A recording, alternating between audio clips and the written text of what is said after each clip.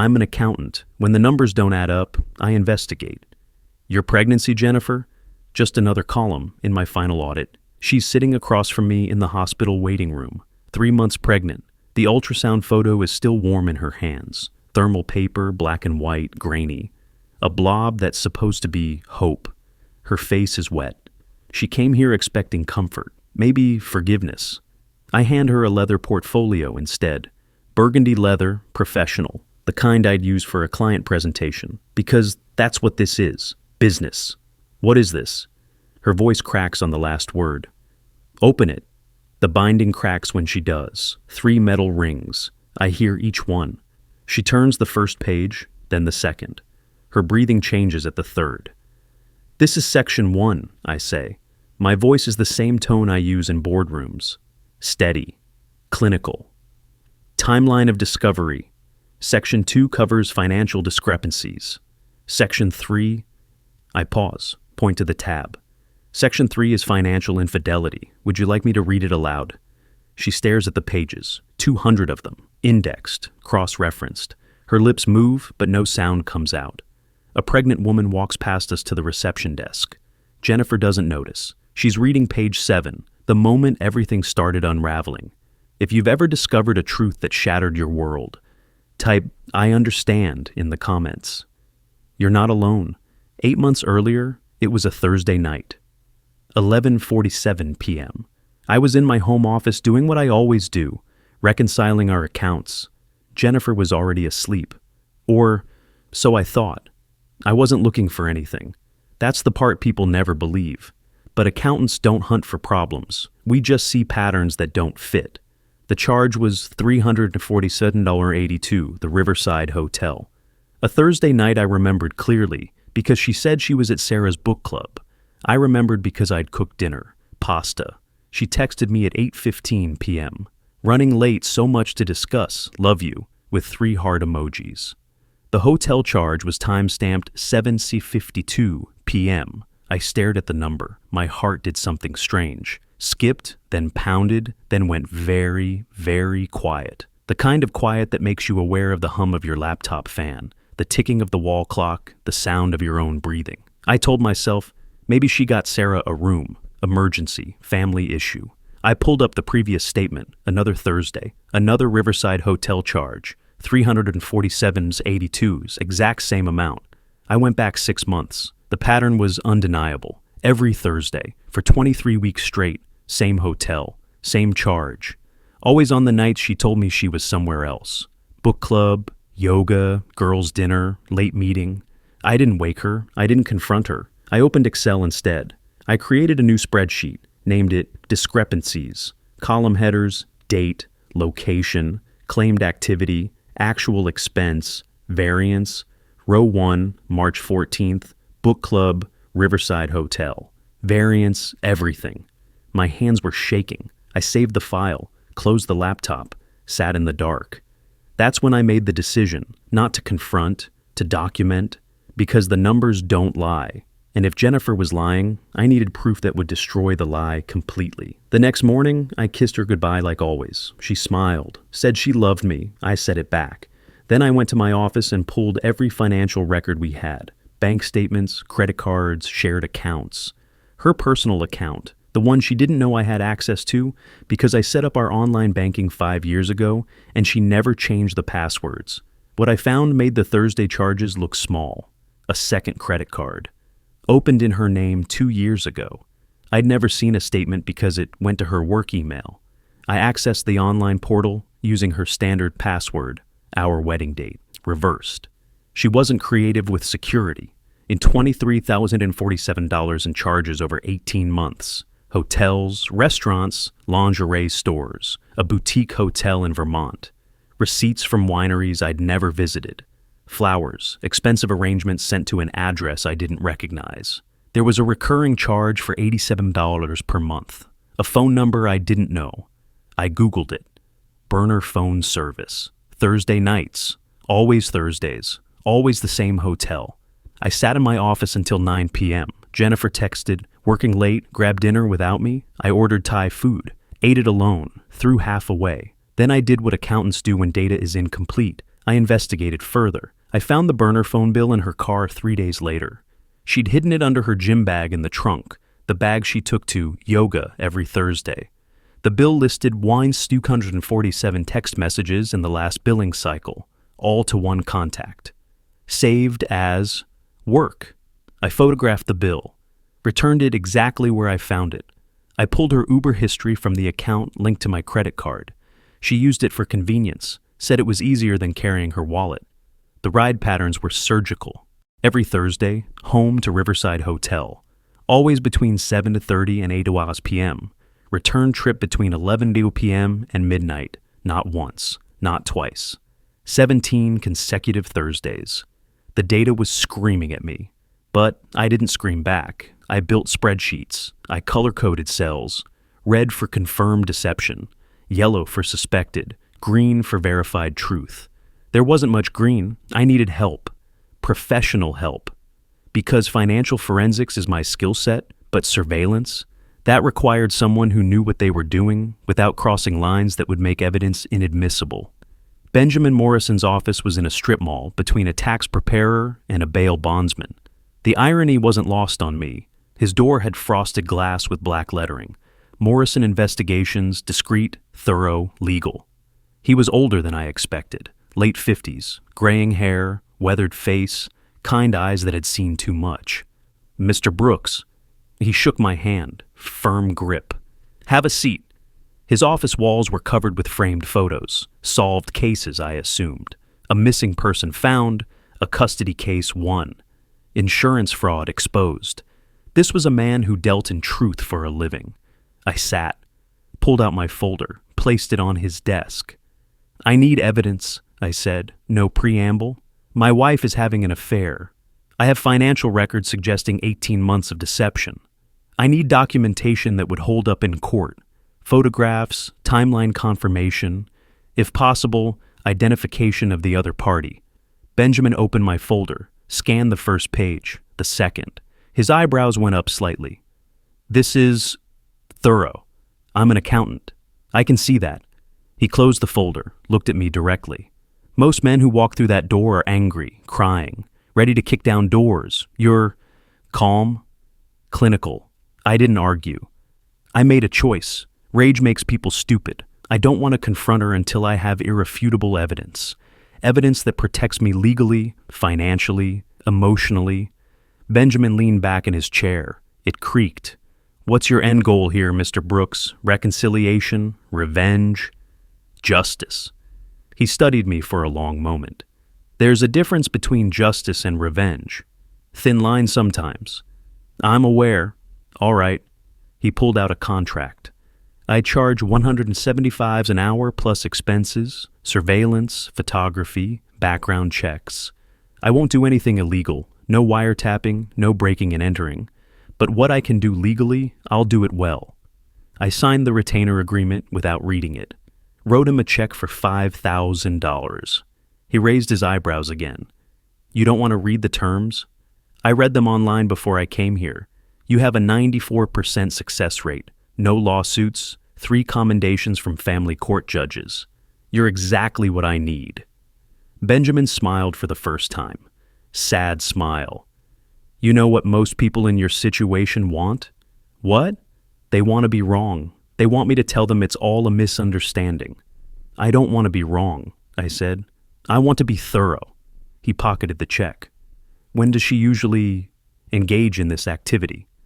Thursdays, 7:30 to 11:30 p.m., Riverside Hotel. I suspect room 412 based on credit card incidentals matching that room rate tier. You suspect? I called the hotel, pretended to be confirming a business booking, asked about room rates. The $347.82 charge matches their Deluxe King Suite rate after taxes. 4th floor. Benjamin whistled low. You could do my job. I need someone who knows how to do it legally, who takes photos that hold up under scrutiny, who won't compromise the case with little procedural errors. Fair enough. He pulled out a camera, professional grade. I'll start this Thursday. Confirm identity if possible. Document arrival and departure times. If she's meeting someone, I'll get his face. And if you can identify him, then you'll know who he is. I stood, shook his hand again, turned to leave. Mr. Brooks? I looked back. Benjamin's expression was serious. Just make sure you're ready for what I find. Once you know, you can't unknow. I already know, I said. I just need proof that would destroy her in court, not hurt her, destroy the lie. His face changed then. Something between respect and concern. You're going to be a very interesting client. Thursday came. I watched the blinking GPS dot move to the hotel. I need to explain that part. The GPS tracker. Benjamin suggested it during our second meeting. Completely legal. I owned the car. Registered in my name. I was simply monitoring my own asset. We installed it Tuesday night while Jennifer was asleep. Small device. Magnetic. Attached under the rear wheel well. Benjamin said it would last 3 months on a single charge.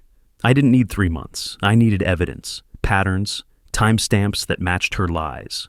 Thursday evening, 7:41 p.m., Jennifer kissed me goodbye. Yoga class, love you. She was wearing the expensive leggings, the ones that cost $120s. She looked beautiful. Love you too, I said. I watched her pull out of the driveway. Then I opened the tracking app on my phone. The blue dot moved through familiar streets, past the yoga studio she supposedly attended, kept going, turned onto Riverside Avenue, stopped at the Riverside Hotel parking lot. 7:47 p.m. Arrival confirmed. I sat on our couch, stared at the unmoving dot. Benjamin was already there, positioned across the street with his camera, long lens, discreet vehicle. My phone buzzed, text from Benjamin. Subject arrived, female matching description, entering lobby alone. Then, 3 minutes later, male approaching from separate vehicle, Caucasian, 40s, business attire, meeting her at elevator. Another minute. Confirmed physical contact, hand-holding, proceeding to 4th floor. I didn't respond. I just recorded, opened my spreadsheet, added today's entry, date, April 18th, claimed activity, yoga, actual, Riverside Hotel. GPS arrival, 7:47 p.m. Witness confirmation, Benjamin Morrison. Status, affair confirmed. I closed the laptop, sat in silence. Some part of me had hoped I was wrong. That part died at 7:47 p.m. on April 18th. She came home at 11:32 p.m., smiling, glowing. She kissed my cheek, said the class was exactly what I needed. I kissed her back, said, I'm glad. Then she went upstairs to shower. I sat in the dark. The GPS tracker app was still open on my phone. The blue dot sat in our driveway, but Jennifer wasn't there. Not really, not anymore. My phone buzzed again. Benjamin, tomorrow, photos ready for review. I typed back, yes, and next Thursday, same protocol. Because the numbers don't lie. GPS coordinates don't lie. And I wasn't going to confront her with one data point. I was going to build a case so airtight that when I finally presented it, there would be no room for denial. No space for excuses, just the truth, cold, documented, irrefutable. I went upstairs. Jennifer was already in bed, reading a book. She looked up when I entered. Good book? I asked. Really good, she said. You should read it. Maybe I will. I got into bed beside her. She curled against me. Her hair smelled like hotel shampoo, different from our brand. I noticed. I didn't say anything. I love you, William, she whispered. I love you too, I said, and I meant it. That was the worst part. Some part of me still did. But love doesn't change data. It doesn't alter facts. It doesn't make $347.82 hotel charges disappear from credit card statements. So I held her. And I planned. And I waited. Because rage would have made me confront her that night. Rage would have been loud, messy, emotional. But I'm an accountant. And accountants don't burn bridges until we've audited every transaction, documented every variance, and prepared a comprehensive report. Thursday was just the beginning. The next 8 months were a performance. I became an actor in my own marriage. Every smile calculated. Every I love you measured. Every kiss goodnight delivered on cue. We went to her sister's wedding in June. I danced with Jennifer, held her close during the slow songs. In the photos, we look happy. Perfect couple. 7 years strong. What the photos don't show. I filed the reception venue receipt in my evidence folder because she'd charged the hotel room where we stayed to that secret credit card. Room 304, the same room rate as the ones she booked with him. I kept the receipt, added it to the spreadsheet. Row 47. Sister's wedding. Shared intimacy while maintaining separate financial accounts for affair expenses. We celebrated our anniversary in July. I bought her a card. Hallmark. Expensive one, with the embossed roses. Inside I wrote, "To 7 years of building a life together." I filed the receipt for the card. Didn't give her the card itself. Couldn't. Instead, I tucked it in my desk drawer. Months later, I'd find it again and realize I'd written something different in pencil on the back. To the woman I thought I knew. I don't remember writing that, but the handwriting was mine. August, her best friend's birthday dinner. I sat next to Jennifer, laughed at the right moments, ordered wine she liked. Under the table, her phone buzzed constantly. She kept it face down, smiled at me, smiled at her friends. In the bathroom, I checked the tracking app. The phone's GPS didn't match the restaurant. It matched her purse, the one sitting at our table. She'd left her real phone somewhere. Probably her car. The burner was in her pocket. I returned to the table, kissed her temple. She leaned into me. "You're the best husband," her friend Sarah said. Sarah, who supposedly hosted the book club every Thursday. "I try," I said. Jennifer squeezed my hand. I squeezed back. Then I excused myself, walked outside, and threw up in the alley behind the restaurant. Splashed water on my face from a puddle. Went back inside. No one noticed. That night, I kissed her goodnight. She fell asleep within minutes. I went downstairs, opened my laptop, downloaded that day's cell phone records from the monitoring software Benjamin had installed. 17 calls to work while we were at dinner, each one lasting less than 30 seconds. Just long enough to say, "I miss you, soon, love you." I added the data to my spreadsheet, saved, closed the file. Some nights I'd stare at our wedding photo on the mantle. She was laughing in it, head thrown back, genuine joy. I used to know what that laugh meant, what made her happy. Now I knew it meant nothing, or everything was a performance. I couldn't tell anymore which moments were real and which were rehearsed for my benefit. Have you ever had to choose between screaming and staying silent? Comment below. I genuinely want to know. Benjamin called me in September, 4th month of surveillance. "We need to meet," he said. "I've got the identification." We met at a diner at 2 a.m. His choice. Said he did his best thinking when the world was quiet. I understood that now. Nighttime was when truth felt manageable. He slid a manila folder across the table. Didn't open it. Just let it sit there between the salt shaker and my coffee cup. "Before you look," Benjamin said, "I need to tell you something. This is going to hurt worse than you think." I'm prepared. No one's prepared for this.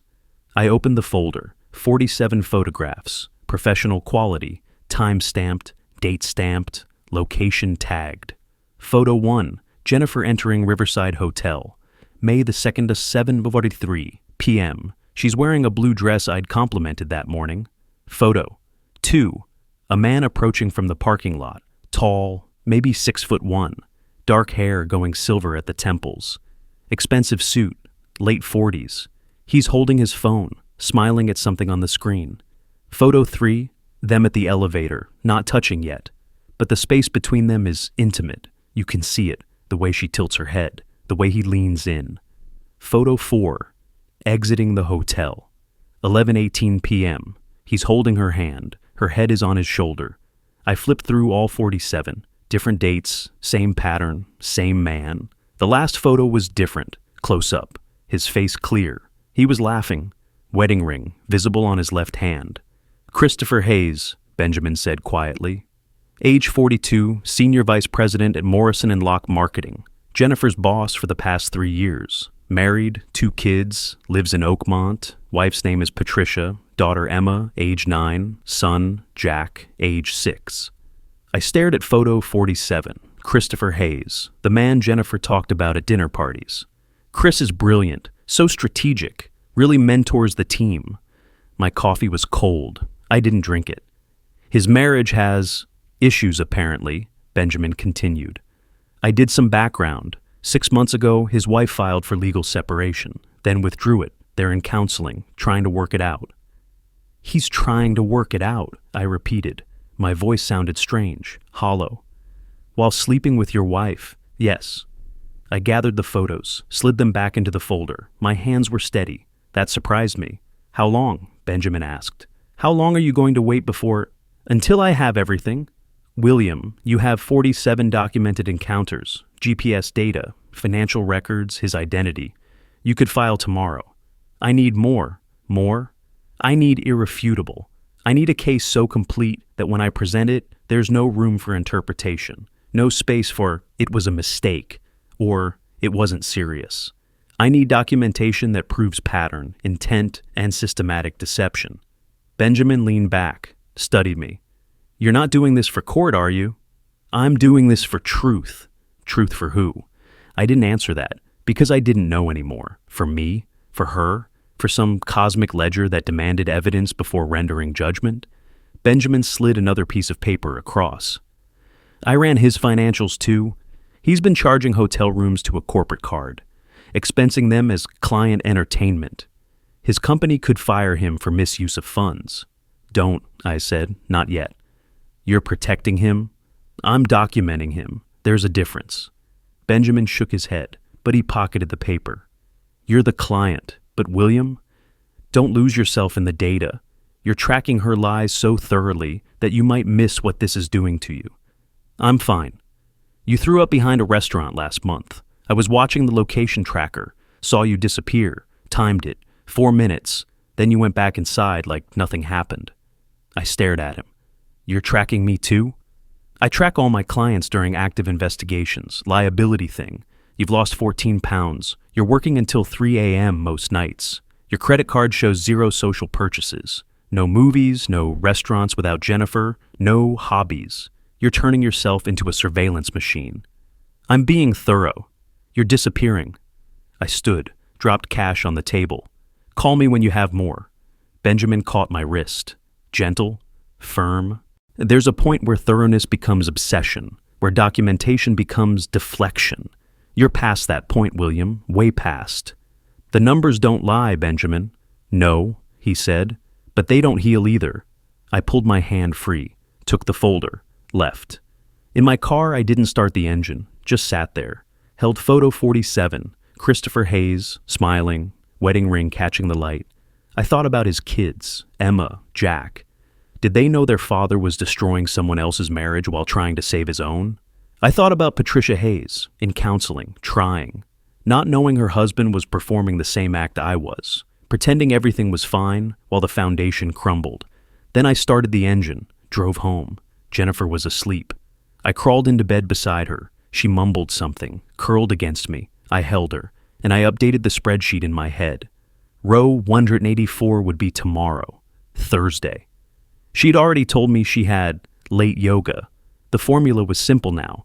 Claimed activity minus actual location equals lie. Repeat 184 times. The variance column was nothing but red cells. Some costs don't show up in spreadsheets, Benjamin had said. He was wrong. Everything shows up eventually. You just have to track it properly. October, row 184. I was sitting in my home office when she came downstairs. 8:47 p.m. She should have been at yoga, should have been in downward dog or warrior pose or whatever they called it. Instead, she was standing in my doorway, pale, trembling. William, she said, we need to talk. I saved the file I was working on, client work, real work, the kind that paid bills and kept me sane because it had clear answers, debit, credit, balance. Okay. She sat down, wouldn't look at me. Her hands were shaking. She stopped, started again. I need to tell you something, and I don't know how. My heart rate didn't change. I'd been preparing for this moment for 6 months. Every possible version of this conversation, every angle. Take your time, I said. I haven't been faithful. 3 seconds of silence. 4, 5. I know, I said. Her head snapped up. You, what? I know, March 14th. You told me you were at Sarah's book club. You were at Riverside Hotel, room 412. Check-in time, 7:47 p.m. Check-out, 11:23 p.m. The color drained from her face completely. April 18th, I continued. My voice was calm, clinical, the tone I used for quarterly reports. Yoga class, actual location, Riverside Hotel, same room. GPS confirmed arrival at 7:47 p.m. How long? She couldn't finish. How long have I known? Page 7 of my documentation covers timeline of discovery. Would you like me to get it? Your documentation? I stood, opened my desk drawer, pulled out a leather portfolio. Not the final one, just the working draft. 112 pages so far. I've been documenting everything for 6 months, every Thursday, every charge, every lie you've told, and every place you've actually been.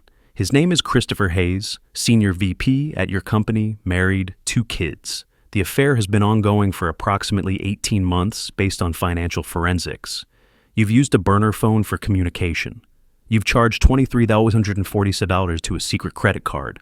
You've lied to me 184 times that I can prove definitively. She was crying now, full gasping sobs. But she couldn't breathe properly. You've been acting normal. Yes. Why? Because rage makes people stupid. I needed evidence. Irrefutable evidence. Evidence that would hold up in a court. Evidence that would protect me legally, financially, emotionally. You've been tracking me. GPS device on your car. Legal. I own it. Phone records from our shared account. Legal. I'm an authorized user. Financial records. Legal. Joint account holder. Everything I've done falls within my legal rights as your spouse. She looked at the portfolio like it was a weapon. It was. Jennifer. I waited until she met my eyes. Why are you telling me now? Did he end it? No. She wiped her face. Mascara smeared. William, I'm pregnant. The room tilted slightly, just slightly. And? My voice was still steady. I was proud of that. I don't know if it's yours. There it was, the central question I'd been avoiding in all my documentation, the one variable I couldn't control with spreadsheets. Let me get my files, I said. Her face went white. Your files? I walked past her, went to my office closet, pulled out the larger portfolio, the complete one, 200 pages now. I'd been updating it nightly. I have comprehensive documentation of your affair, I said, returning to my desk. Financial records, GPS data, surveillance photographs, communications logs, timeline analysis, legal research on prenuptial enforcement, consultation notes from a divorce attorney, and I pulled out a separate folder, information on paternity testing options, lab recommendations, costs, turnaround times, and legal implications. She stared at the stack of documents, then at me. You were preparing for this. I was preparing for every scenario. This is scenario 4, subsection C, pregnancy disclosure with paternity uncertainty. Subsection C? She laughed, hysterical, sharp. You have subsections? I'm an accountant, Jennifer. When I audit something, I'm thorough. She stood abruptly, stumbled, caught herself on the desk. I came here to confess, to apologize, to beg for forgiveness. And you're showing me spreadsheets? Documentation. It's the same thing. No, I said quietly. Spreadsheets track data. Documentation proves truth. There's a difference. She looked at me like she'd never seen me before. Who are you? I'm the man who's been married to you for 7 years, who's been tracking your affair for 6 months, who's been acting normal while documenting every betrayal. I'm the man whose wife is pregnant with a baby that might not be his. I paused. I'm the same man I've always been. You just didn't notice. She fled. Upstairs. I heard the bedroom door slam. I sat down. Opened my laptop. Created a new document section. Section 9, pregnancy disclosure and paternity questions. Subsection A, date of disclosure. Subsection B, emotional state of subject during disclosure. Subsection C, subject's knowledge of William's investigation, extent and implications. My hands were shaking now, finally. After 6 months of perfect control, my hands were shaking. I looked at our wedding photo on my desk. 7 years ago. She was laughing. I was smiling. We looked like people who believed in forever. I turned it face down, and I kept typing. Linda Carter's office smelled like leather and old books. She was exactly what I needed. 59 years old, 3 decades of family law experience, reputation for surgical precision in court. Mr. Brooks, she shook my hand. Firm grip. Professional. Please sit. I placed the portfolio on her desk. Prenuptial agreement, signed 5 years ago. Page 11, Clause 7. Infidelity nullifies spousal support and entitles the betrayed party to retain 100% of marital assets acquired during marriage. Linda opened the prenup, scanned it. Her eyebrows rose. She signed this without counsel? She was encouraged to get her own attorney. She declined, said it felt unromantic. And now?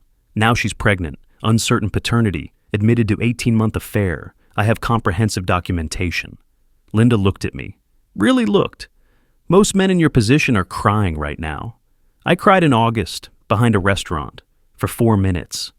Then I went back to documenting. Something in her face softened. Oh, William, I need to know my legal position. Can the prenup be enforced despite pregnancy? What are my paternity rights if the child isn't biologically mine? What happens if she refuses testing? Linda pulled out a legal pad, started writing. The prenup is enforceable. Pregnancy doesn't negate infidelity clauses. You have no legal obligation to support a child that isn't biologically yours, but that requires proof. Paternity testing can be ordered by the court. If she refuses, that refusal can be used as evidence of uncertainty. And Christopher Hayes, the biological father? If paternity is established, he has financial obligations, legal obligations. His wife would have grounds for divorce based on infidelity and resulting child. His company? If he used corporate resources to facilitate the affair, hotel charges, for example, that's potentially fraud. His company would likely terminate employment. I nodded, took notes. Linda set down her pen. William, this case is bulletproof. You have documentation I've never seen in 30 years of practice. You could file tomorrow and win everything. But I need to ask you something. What? Are you sure you want to be this person? The same question Benjamin asked, different voice, same doubt. What person? The person who destroys her completely. Because that's what this will do. The affair will be public record. Christopher's marriage will end. His career will end. Jennifer will lose everything, money, reputation, potentially her job. The baby, she paused. The baby will grow up with all of this in the court records, forever searchable. She made her choices. Yes, and you're making yours. I just want you to be certain you can live with the consequences. Justice and cruelty can look very similar from certain angles. I thought about that, about the spreadsheet with 184 rows, about the photos, about 6 months of pretending, about kissing her goodnight while planning her destruction. The numbers don't lie, I said. No, Linda said softly, but they don't heal either, and they don't tell you what it costs to prove them. Benjamin's words, in her voice. Like the universe was giving me the same warning in stereo. I need you to file the divorce paperwork, I said, but don't serve it yet. I want to present her with an option first. What option? Sign a waiver, no claim of paternity from me, no financial support. She walks away with nothing but her freedom, or we go to court. Everything becomes public. Christopher's wife gets a copy of my documentation. His employer gets a copy. Her family gets a copy. Linda wrote that down, then looked up. That's not an option, that's a threat. That's a choice. She's free to choose. William, I have to advise you, this approach is aggressive. Some might call it cruel. Some might call 18 months of lying cruel. Some might call getting pregnant with your boss's baby while your husband thinks he's building a family cruel. I'm just being thorough. She held my gaze for a long moment, then nodded. I'll draft the documents, but, William, when this is over, and it will be over, make sure you have someone to talk to. Someone who isn't a lawyer or an investigator. Someone who can help you process what you've been through. I'm fine. You're not fine. You're functional. There's a difference. I stood. I'll call you when I'm ready to serve papers. William, thank you for your time, Linda. I left before she could say anything else. 2 weeks later, Benjamin texted me. Got it. I met him at the same diner. 2 a.m., he slid a small plastic bag across the table. Inside, a paper coffee cup. Starbucks logo. Lid still attached. Christopher Hayes' DNA, Benjamin said. Grabbed it from the trash outside his office building yesterday morning. He gets the same order every day. Venti dark roast, black. Drinks it walking to his car. This is legal? Once it's in public trash, it's abandoned property, fair game. I held the bag up to the light, lipstick stain on the rim. No, not lipstick, coffee residue. His saliva would be there. His DNA. I have a lab that works with private investigators, Benjamin said. They can process this. If Jennifer agrees to amniocentesis, she will. You sound certain. She wants to know. She's desperate to know. She thinks if it's mine, I'll forgive her. If it's his, she can make her choices with complete information. And you, I just want the truth. Benjamin flagged down the waitress, ordered coffee he wouldn't drink. When she left, he said, I've been doing this for 34 years. I've seen a lot of betrayed spouses, angry ones, sad ones, broken ones. You're different. How? You're absent, like you're watching your own life from the outside, documenting it instead of living it. Maybe that's the only way to survive it. Maybe you're burying yourself in data so you don't have to feel what she did to you. I didn't answer that. Benjamin pushed a folder across. The lab results will take 2 weeks once they have Jennifer's sample. In the meantime, I'm done with active surveillance. You have more than enough. 47 encounters, 184 documented lies, financial records proving systematic deception, his identity, his marital status, everything. Send me your final invoice. Already did. Check your email. I pulled out my phone, opened the invoice. $28,750 for 6 months of work. I paid it immediately from my personal account, the one Jennifer didn't know about. Thank you, Benjamin. Don't thank me, I gave you rope. I just hope you don't hang yourself with it. Poetic? I'm serious, William. You're building something meticulous and devastating. I'm not saying she doesn't deserve consequences, but make sure vengeance doesn't become your new obsession. Make sure you can put this down when it's done. I'll put it down when the ledger is balanced. He looked sad when I said that. I left the diner, drove home. Jennifer was asleep. I went to my office, opened a new email to the DNA testing lab Benjamin recommended. Subject, paternity test request. 2 subjects. Expedited results. I attached Christopher Hayes' coffee cup photo, provided my contact information, hit send. Then I opened my master document, added a new section. Section 10. Biological evidence and paternity confirmation. The cursor blinked. Waiting, I typed, lab results pending, expected turnaround 14-21 days.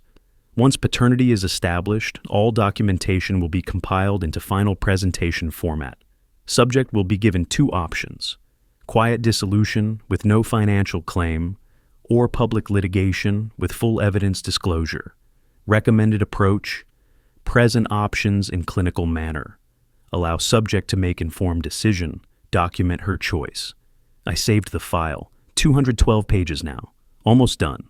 Almost. The results came back on a Tuesday. 3:47 p.m. I was at work. The email notification appeared on my screen during a client meeting. I excused myself, locked myself in the bathroom, opened the email. Genetic analysis complete. Probability of paternity 99.97%. Conclusion: subject male B. Christopher Hayes is the biological father. I read it 3 times. Not mine, his. I sat on the closed toilet lid, stared at my phone. Some part of me, the part I'd been ignoring for 6 months, had hoped the test would say it was mine, that despite everything, the baby would be ours, that there'd be some biological reason to try forgiveness. But 99.97% doesn't leave room for hope. It doesn't leave room for anything except clarity. The baby wasn't mine. The marriage wasn't salvageable. The truth was complete. I forwarded the results to Linda Carter, then to Benjamin. Then I saved them to my master file. Section 10, subsection D. Results received. Paternity confirmed. Christopher Hayes, 99.87% probability. William Brooks, 0% probability, 0. That's what I was in this equation, 0. I stood, washed my face, went back to my meeting, finished the client presentation, shook hands, smiled, performed. At home, I worked on the final compilation, the 200-page document that would contain everything, every lie, every receipt, every photo, every GPS coordinate, every phone record. The executive summary alone took 3 hours to write. I kept it clinical, factual, No emotional language, just data. Benjamin was right about one thing. I was burying myself in this. But what was the alternative? Feel it all at once? Crumble? Scream? No. Accountants don't scream. We reconcile. We balance. We find the variance and we document it until the audit is complete. I printed the final document at 11:43 p.m., 200 pages, double-sided to save paper, because even in devastation, I was practical. The printer hummed for 27 minutes. I placed the pages in the burgundy leather portfolio, added index tabs, financial, timeline, surveillance, communications, legal research, medical, recommendations. Section 8, recommendations. I'd written it last. One word, dissolution. The portfolio weighed 3.2 pounds. I'd weighed it on my kitchen scale. 3.2 pounds of paper, of truth, of the end of everything. Benjamin came over the next day to see the finished product. I'd asked him to. He was the only person who'd witnessed the entire arc of this investigation. He held the portfolio, flipped through it slowly. His face stayed neutral until page 184. Then something cracked in his expression. Jesus Christ, William. It's thorough. It's devastating. He set it down carefully, like it might detonate. This isn't just documentation. This is obliteration. She obliterated us first. I'm just proving it. Are you? He looked at me. Or are you obliterating yourself? The numbers. Stop, Benjamin said.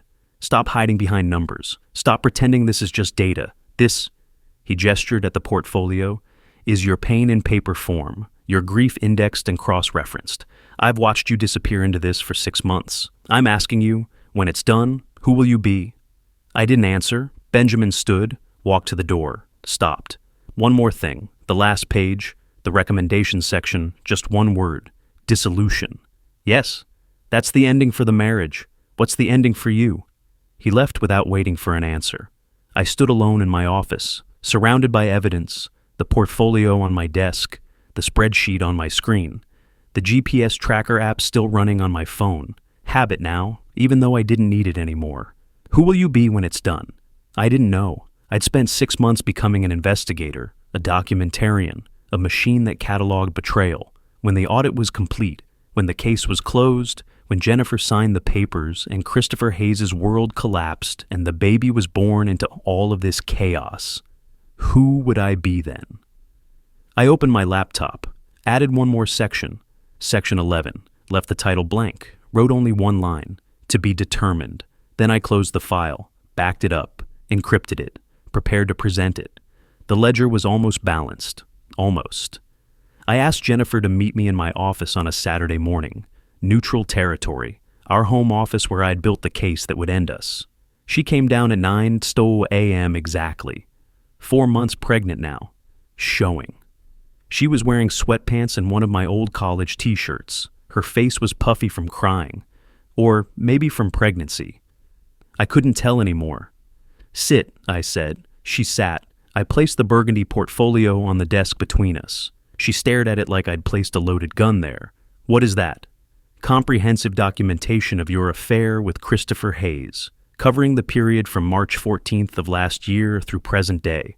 200 pages, fully indexed, cross-referenced, with supporting evidence including financial records, GPS data, surveillance photography, communications analysis, and biological paternity confirmation.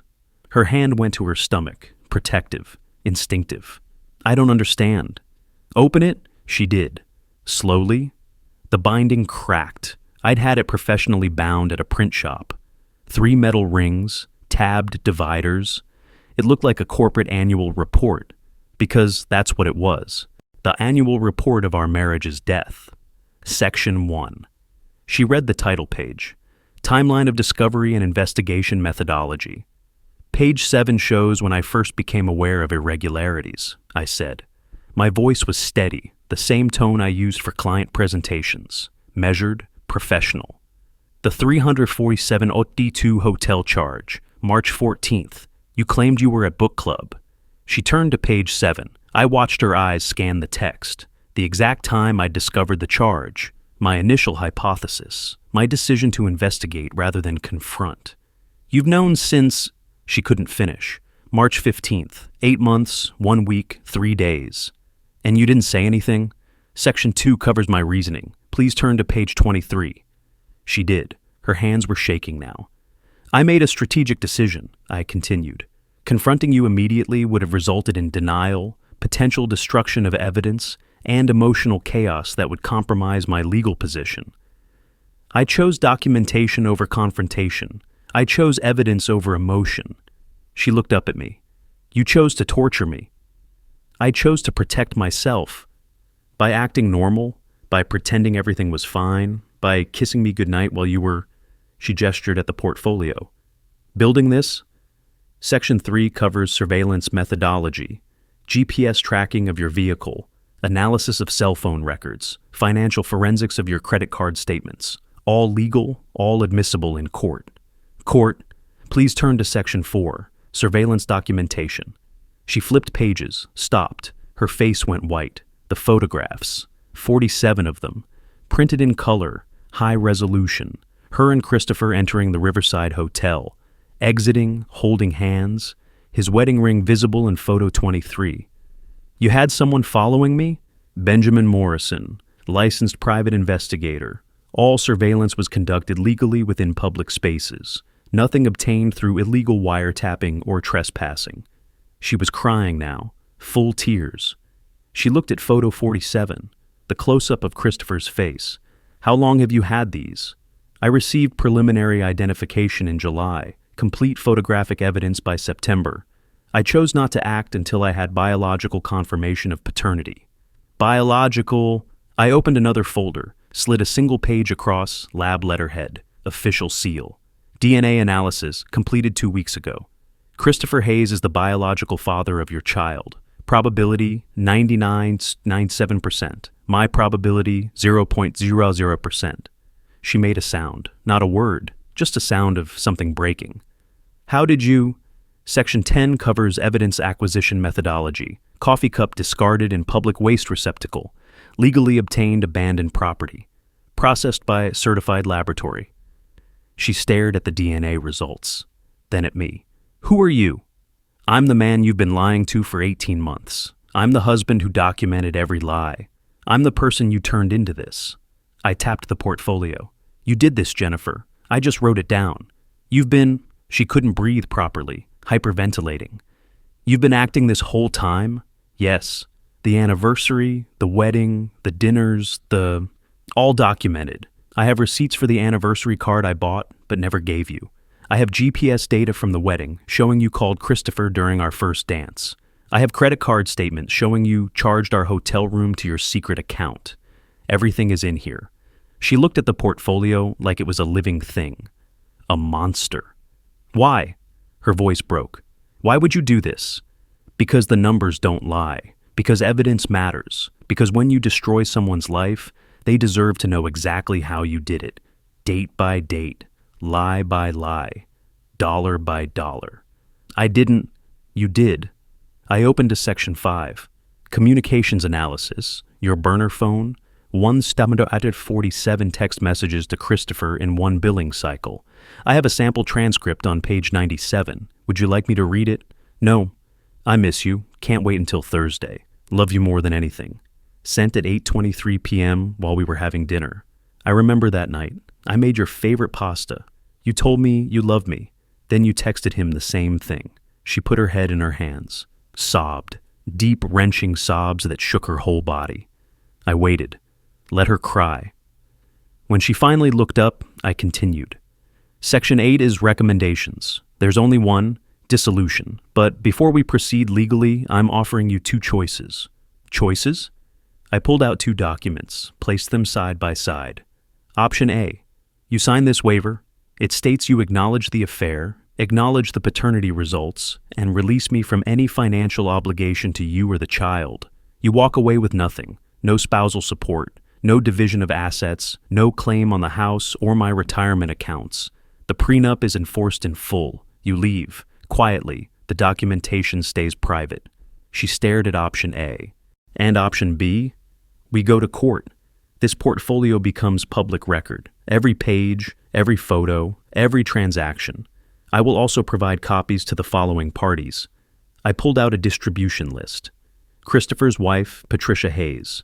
Christopher's employer, Morrison & Locke Marketing. Your parents, your sister, our friends. Everyone will know everything. You can't. I can. It's all true. It's all documented. It's all admissible. You made these choices, Jennifer. I'm just giving you the choice of how they become public. She looked at option A, then option B, then at me. When did you become this person? Page 7, March 15th. The moment I realized my wife was living a double life and I needed to protect myself. This isn't protection. This is justice, I said. You had 18 months to tell me the truth. You had 184 opportunities to stop lying. You had every Thursday to choose me over him. You didn't. So now you get to choose how we end. She picked up option A, read it. Her tears were falling on the paper, smudging the ink. If I sign this, it's over? The marriage is over regardless. This just determines whether your affair stays private or becomes public knowledge, whether Christopher's children learn about this from their parents or from court documents, whether your career survives or implodes. Was he right? Was he cruel? I need your perspective. Comment justified, too far, or complicated. Be honest. She set down option A, looked at me with something I couldn't quite identify. Horror, respect, fear. You've been planning this for 8 months. Yes. Every smile, every kiss, every I love you, you were performing. Yes. That's sociopathic. No, I said quietly. That's what you taught me. How to smile when everything is breaking. How to say, I love you when you're betraying someone. How to live a double life. You were an excellent teacher. She flinched like I'd hit her. I need time to think. You have 24 hours. If you don't sign option A by 9 a.m. tomorrow, I proceed with option B. My attorney already has the court filing ready. Benjamin has contact information for all parties on the distribution list. This is a timed offer. She stood, unsteady, grabbed the edge of the desk. I came to you 4 months ago. I confessed. I was trying to be honest. 4 months ago, after 18 months of lying, after getting pregnant with his child, after I'd already documented everything. You didn't confess because you wanted to be honest. You confessed because you had no other choice. The baby was going to expose you eventually. She had no answer for that. She took option A, left my office. I heard her climb the stairs, heard the bedroom door close.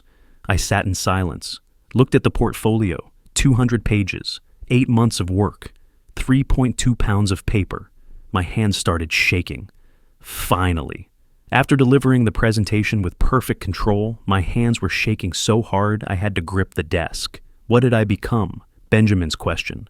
Linda's question. Jennifer's question. I looked at my reflection in the darkened computer screen. I didn't recognize myself. She signed option A at 6:47 a.m., 13 hours after I'd given her the choice. I was in the kitchen making coffee when she came downstairs. She placed the signed document on the counter, didn't speak, just placed it there and walked away. I picked it up, checked the signature, witnessed and dated. Legal. Jennifer, I said. She stopped, didn't turn around. Where will you go? My mother's, Ohio. I called her last night, told her everything. And Christopher. I told him too. He's going to tell Patricia. Try to work it out. Be in the baby's life somehow. I don't know. I'm sorry, I said. She turned then, looked at me with such brokenness that I had to look away. No, you're not. If you were sorry, you wouldn't have done this. You would have confronted me in March. We could have fought, screamed, maybe tried counseling, maybe separated. But you chose this. You chose to document my destruction like a science experiment. I chose to protect myself. You chose revenge. I chose truth. Truth, she repeated. Hollow laugh. You want to know the truth, William? The real truth? What? I fell in love with him. It wasn't just sex. It wasn't just excitement. I fell in love with Christopher Hayes, and I was going to leave you. I was building up the courage. The pregnancy just accelerated everything. That hurt worse than anything else. All the lies, all the hotel rooms, all the Thursdays. I could intellectualize those. But love? That was something the spreadsheet couldn't capture. Thank you for telling me, I said. You're welcome. She picked up a bag I hadn't noticed by the door. The attorney I called last night said this waiver is binding. I can't come back and sue for support, can't claim any assets. Is that true? Yes. Then I guess you won. She opened the door, stopped, didn't turn around. I hope one day you can forgive me. Not for me, for you. Because carrying this, she gestured vaguely at the house, at me, at everything. It's going to kill you. Maybe not today, but eventually. You'll realize you spent 8 months building a perfect case and losing yourself completely. Then she left. I stood in the kitchen, coffee growing cold in my hand, the signed waiver on the counter, the portfolio still in my office. I'd won. The prenup was enforced. The house was mine. The accounts were mine. She'd agreed to everything. So why did I feel like I'd lost? I CC'd the documentation to Christopher Hayes' personal email at 9:15 a.m. Subject line, paternity results and evidence of affair. The body of the email was clinical. Mr. Hayes, attached, please find comprehensive documentation of your affair with Jennifer Brooks, including DNA results confirming your biological paternity of her child. This documentation is being provided for your records. Jennifer has disclosed the affair to you, and I assume she has informed you of the paternity results. You now have the information necessary to make informed decisions regarding your obligations and your marriage to Patricia Hayes. Regards, William Brooks. I attached the full portfolio as a PDF. Hit send, then I sent it to Patricia Hayes. Different subject line. Information regarding your husband. Different body text. Mrs. Hayes, I apologize for the method of this disclosure. My name is William Brooks. Your husband Christopher has been having an affair with my wife Jennifer for 18 months. Jennifer is pregnant with his child, confirmed via DNA testing. I have documented the affair comprehensively. You deserve to know the truth. The attached file contains evidence including dates, locations, and photographic documentation. I am deeply sorry you are learning this information from me. You deserved better. We both did. William Brooks. Send. Then Morrison and Locke Marketing's HR department, to whom it may concern. One of your senior executives, Christopher Hayes, has been misusing corporate resources to facilitate an extramarital affair. Send. I sat back, watched the sent folder update. 3 messages, 3 grenades. Launched. My phone rang within 15 minutes. Unknown number. Hello? You son of a bitch. Christopher Hayes, voice tight with rage. You sent Patricia? Documentation of your affair. Yes. She deserved to know. She's hysterical. The kids are. Emma and Jack, ages 9 and 6. I'm aware of your children, Mr. Hayes. I documented everything. You had no right. I had every right. You destroyed my marriage. You got my wife pregnant. You lied to your wife while supposedly trying to reconcile. You committed corporate fraud by expensing personal hotel rooms. I didn't destroy your life, Mr. Hayes. I just documented how you destroyed it yourself. I'll sue you for what? Telling the truth? Everything in that document is factual and legally obtained. You're welcome to try. My attorney is very good. He hung up. 2 hours later, Linda called. William, Patricia Hayes' attorney just contacted me. She's filing for divorce. She wants to thank you for the documentation. That's good. She's also requesting you testify in her custody hearing. She wants full custody based on Christopher's infidelity and poor judgment. Will I have to? Probably. Is that okay? I thought about Emma and Jack. 9 and 6, learning their father betrayed them all. Yes, I said. I'll testify. William, Christopher's employer called me too. They've opened an ethics investigation. He'll likely be terminated. His entire career could be over. Good. Is it? Is it good? Or is it just more destruction? I didn't answer. One more thing, Linda said. Jennifer's attorney called. She's not contesting the divorce. She's accepted all terms. This will be finalized within 60 days. Fast? She wants it over. Can you blame her? I hung up, sat in my office, surrounded by evidence of my victory. My phone buzzed constantly. Text messages, unknown numbers, friends who'd heard, family members demanding explanations. I turned it off, sat in silence. The divorce was finalized on a Tuesday, 63 days after Jennifer signed Option A. I went to the courthouse, alone. Jennifer didn't appear. Her attorney filed remotely. The judge reviewed the settlement, asked if I was certain I wanted to waive all claims to the child. The child is not biologically mine, I said. I have no legal or moral obligation. And you're comfortable with that decision? Yes, Your Honor. She signed the decree. Marriage dissolved, assets distributed per prenuptial agreement, no spousal support, no parental claims, case closed. That was it. 7 years. Ended in 6 minutes. I drove home. The house was mine. Everything was mine. I'd won completely. I went to my office, opened the portfolio, added one final document, the divorce decree, judge's signature, county seal embossed, marriage dissolved. Then I opened my budget spreadsheet, the one I'd maintained throughout, added a new line item, divorce, paid in full, marked it green, complete, saved the file, closed it. I sat there, staring at the closed laptop, the filed portfolio, the empty house. I'd won. The law sided with me. The prenup was enforced. Christopher lost his job. Jennifer lost everything. So, why was I on my kitchen floor at 11 p.m. crying into my hands for the first time since August? Benjamin found me there. He had a key. I'd given it to him months ago for evidence drop-offs. William, his voice was gentle. Hey, come on. He helped me up, sat me at the kitchen table, didn't say anything. Just sat with me while I cried. 8 months of perfect control, 8 months of clinical detachment. All of it broke in my kitchen while Benjamin Morrison held my shoulder and let me fall apart. I won, I said finally, voice wrecked. I won everything. I know. So why does it feel like I lost? Because you did, Benjamin said softly. You lost your marriage, your trust, your innocence, your belief that love means something. You won the case. You lost a lot of other things. I did the right thing. Did you? Or did you do the thorough thing? There's a difference. I looked at him. She betrayed me. For 18 months. She lied 184 times. She got pregnant with another man's child. Was I supposed to just forgive that?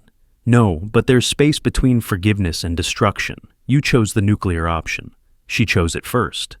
Maybe, or maybe you both chose it together. She chose betrayal. You chose systematic revenge. Both choices cost something. I put my head in my hands. I don't know who I am anymore. You're William Brooks, forensic accountant, hell of an investigator, someone who got hurt badly and protected himself the only way he knew how, with data, with evidence, with control. I destroyed Christopher's marriage, his career. Jennifer lost everything. Yes, his kids will be okay eventually. Kids are resilient, and honestly, they deserve to know their father wasn't who they thought he was. Patricia deserved to know. You gave them truth. Truth hurts, but it's still truth. Is that supposed to make me feel better? No, it's supposed to make you feel complicated, because that's what this is. You weren't wrong, but you weren't entirely right either. You were hurt, and you responded like someone who couldn't afford to feel it all at once. I wiped my face. What do I do now? Now? You let it go. You close the ledger, you file it away, and you figure out who William Brooks is when he's not tracking his wife's affair. I don't know how. Neither do most people after something like this, but you're not alone. He stood. Come on, Linda's meeting us for dinner. I'm not hungry. Doesn't matter. You're coming anyway. The diner was the same one we'd met at for months. 2 a.m. meetings, evidence reviews, strategy sessions. Now it was 7 p.m. and Linda Carter was sitting in a booth waiting for us. William. She stood, hugged me. I hadn't expected that. Didn't know I needed it until it happened. We sat. Ordered food I couldn't eat. Linda and Benjamin talked about normal things. A movie Linda saw. Benjamin's daughter's college graduation, weather, sports. Things that had nothing to do with evidence or betrayal or divorce. You did good work, Linda said finally. Professionally speaking, that case was airtight. But personally, I asked. She considered. Personally? You survived? That's not nothing. I feel like I did more than survive. I feel like I became something else. You protected yourself, Benjamin said. Maybe too well. But you protected yourself. Is that what we're calling it? Linda reached across the table, took my hand, maternal gesture. warm. William, you deserve the truth. You deserve fidelity. You deserved a wife who didn't lie to you 184 times. None of this is your fault, but she squeezed my hand. Make sure truth doesn't become your only companion. Numbers can't hold you when you're lonely. Spreadsheets don't heal broken hearts. What does? Time, therapy, friends. She gestured at Benjamin, then herself. Found family. Not the family you wanted, the family you need. The family we're born into isn't always the family we need. Have you found your found family? Share your story in the comments. I'll read them all. Benjamin raised his coffee cup. To found family. To surviving the unsurvivable. To the poor bastards who get hurt and have to figure out who they are on the other side. Linda raised hers. To healing. Eventually, I raised mine. To closing the ledger. We drank coffee that was terrible and ate food that was worse. And for the first time in 8 months, I felt something like peace. Not happiness, not yet, but peace. 3 months later, I was cleaning out my office, boxing files, organizing years of work. I found the portfolio, burgundy leather, 3.2 pounds, 200 pages of documentation. I hadn't looked at it since the divorce was finalized, hadn't needed to. It had served its purpose.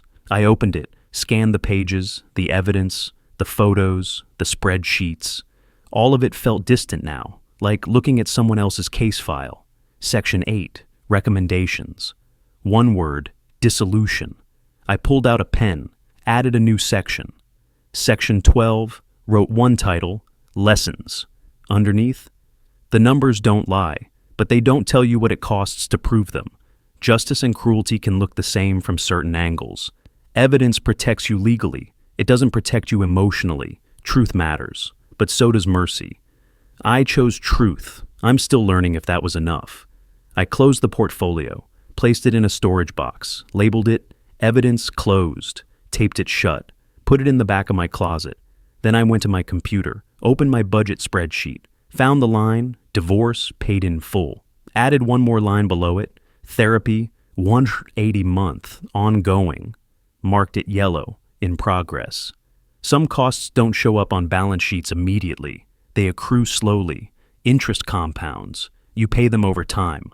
I was willing to pay, because Benjamin was right. I'd won the case, but I'd lost pieces of myself in the process. It was time to audit those losses, document them, and figure out how to close that ledger too. A year later, I was having coffee with Benjamin.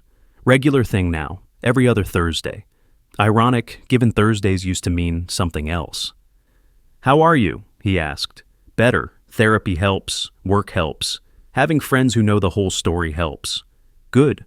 Jennifer had the baby, a boy. Christopher's in the kid's life, pays child support. Patricia divorced him. He lost his VP position but found something else, lower level, humbler. And you? I'm okay with it, more than okay. I hope the kid has a good life. He didn't ask to be born into all this mess. Benjamin nodded. That's growth. Or therapy working. Both. I drank my coffee. I've been thinking about what you said, about me choosing systematic revenge. And you were right, I chose the nuclear option. I could have confronted her in March. We could have tried counseling. Maybe it wouldn't have worked. Probably wouldn't have. But I never gave us the chance. I went straight to documentation. Why do you think you did that? Because if I felt it, I'd have fallen apart. I needed control. The spreadsheet gave me control. Did it work? For the case? Yes. For me? I paused.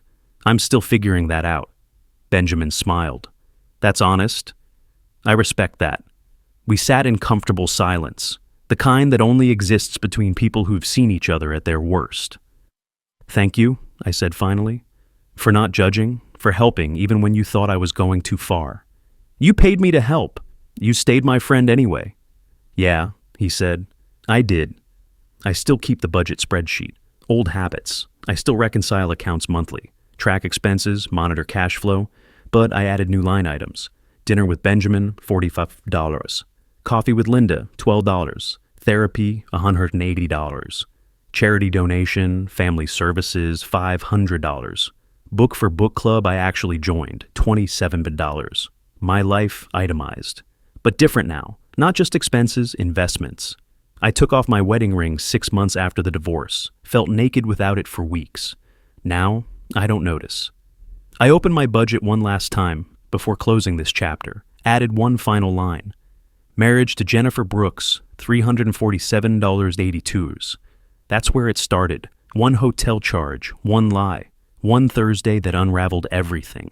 The numbers don't lie. They told me the truth when I needed it most. They protected me, vindicated me, gave me justice. But Linda was right. They don't heal. They don't hold you when you're lonely. They don't tell you how to forgive yourself for choosing thoroughness over mercy.